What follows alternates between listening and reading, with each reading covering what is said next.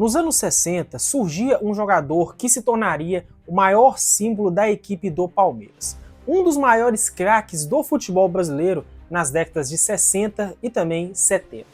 Apelidado de O Divino, seu nome era Ademir da Guia, filho de Domingos da Guia, considerado o maior zagueiro brasileiro de todos os tempos. Ademir, cujo seu nome foi dado em homenagem ao atacante Ademir de Menezes, que jogou na época do Vasco, nas décadas de 40 e 50, nasceu no Rio de Janeiro e cresceu entre as piscinas e campos de futebol no Bangu. Chegou mesmo a ser testado na equipe do Corinthians e também na equipe do Santos, onde poderia ter jogado ao lado de Pelé. Mas o destino tinha outros planos para ele. De volta ao Rio de Janeiro, ele e seu pai eles foram contratados pela equipe do Bangu. Domingos, seu pai, como treinador e Ademir como jogador. Com apenas 18 anos de idade, Ademir ele foi para os Estados Unidos defender a equipe do Bangu na International Soccer League, uma competição com clubes do mundo inteiro realizado na cidade de Nova York. Ao lado de craques como Zozimo, o jovem Ademir ele deu um show. O Bangu venceu a Sampdoria, o Sport de Portugal, o Rapid Viena da Áustria e na final bateu o time do Kilmarnock. Ademir foi eleito o MVP, ou seja, o melhor jogador de toda a competição. Um título que até hoje o Bangu considera como mundial. Ali, o mundo começava a descobrir quem era Ademir da Guia. Em 1961, os dirigentes do Bangu aceitaram uma proposta do Palmeiras e venderam Ademir. Foi um erro que eles lamentariam para sempre.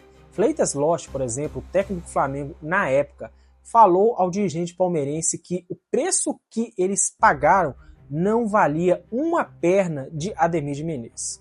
E o Palmeiras, no começo, para Ademir da Guia, não foi nada fácil. Havia muita concorrência naquele meio de campo, mas no ano de 63, o craque acabou se firmando e ajudou o Alviverde a quebrar a sequência de títulos do Santos de Pelé no Campeonato Paulista. Foi no Palmeiras que Ademir da Guia se tornou imortal.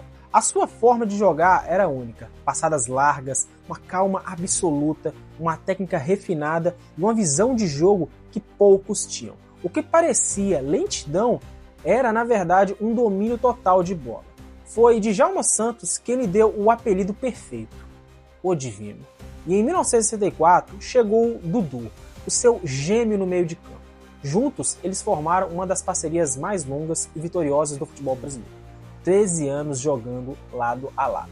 Se o Santos tinha Pelé e Coutinho, o Palmeiras tinha Ademir e Dudu. E o time ganhou o apelido de Academia nessa época porque os jogadores eles apenas não venciam, eles ensinavam a jogar futebol. Com o Divino em campo, o Palmeiras ele virou uma máquina de títulos. Era o único time que conseguia bater de frente com o Santos Pelé, por exemplo.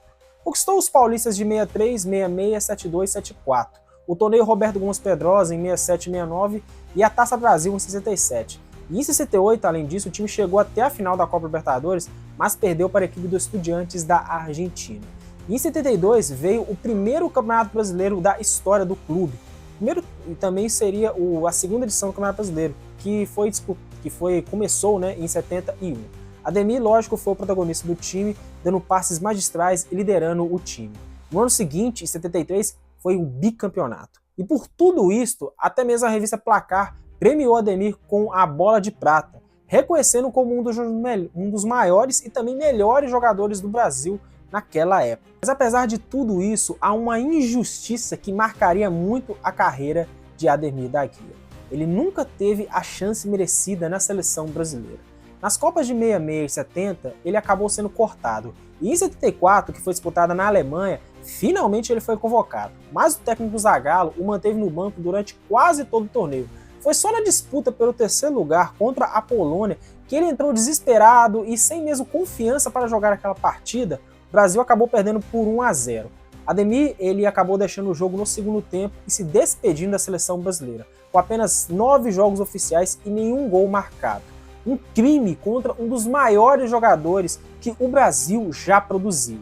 Em 75, Ademir da Guia sofreu uma estranha crise respiratória em uma partida do Palmeiras na cidade de Manaus. Em 77, essa mesma crise ela voltou a começar e a deixar o craque bem apreensivo e incapaz de jogar como antes. Até em treinos ele teimava em aparecer. Ademir ele fez diversas cirurgias no nariz e nem assim ela conseguiu sair. Foi então que no mesmo ano o craque decidiu se despedir dos gramados, sem partida de despedida ou mesmo uma homenagem. O último jogo foi uma derrota para o Corinthians pelo Campeonato Paulista, que curiosamente seria vencida pelo Alvinegro. O Divino ele ficou 6 anos sem jogar e só voltou em 84 quando os seus amigos organizaram uma partida de despedida para o craque. Inexplicavelmente, o problema respiratório que acometerá Ademir naquele final dos anos 70 sumiu de uma hora para outra. Depois de pendurar as chuteiras, o Ademir ele seguiu ainda no mundo do futebol. Ele sempre ensinando os jovens a jogar futebol, além de, claro, ser um dos jogadores e também uma das pessoas que mais inspirava diversos craques a poderem ingressar no futebol. Sempre estando no meio futebolístico, em programas de TV, em jornais e, claro, na equipe do Palmeiras, onde em 86 ele acabou ganhando um busto. O Palmeiras homenageou por todos esses longos anos que ele vestiu a camisa do Verdão. Até hoje, Ademir da Guia é o jogador que mais vezes vestiu a camisa do Palmeiras. São mais de 900 jogos em toda a sua carreira. Por isso, Ademir da Guia foi um dos maiores jogadores que o futebol brasileiro já nos proporcionou. Em tudo isso, ele é considerado um craque imortal.